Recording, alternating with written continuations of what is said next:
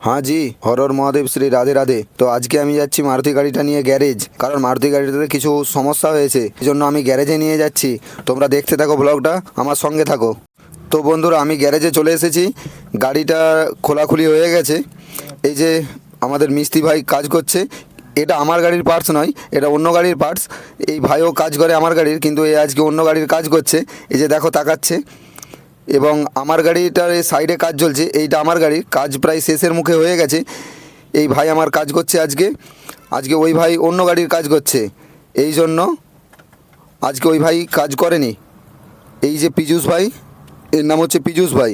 এই পীযূষ ভাই আমার গাড়ির আজকে কাজ করছিল। গাড়ির কাজ কমপ্লিট হয়ে গেছে, এবারে সিট লাগানো গোছানো চলছে। এরপরে আমি বাড়ির দিকে রওনা হব।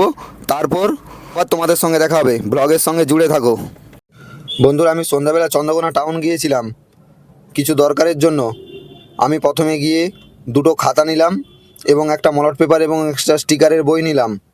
তারপর ওখান থেকে আমি চলে গেলাম ফুল দোকানে কিছু ফুল কেনার জন্য। কালকে সকালবেলা ভগবানকে পুজো করার জন্য কিছু ফুল নিলাম। ফুল নিয়ে পরে আমি বাড়ির দিকে রওনা হলাম। তোমরা ততক্ষণ ভালো থেকো, সুস্থ থেকো। হর হর মহাদেব, শ্রী রাধে রাধে। দেখা হবে next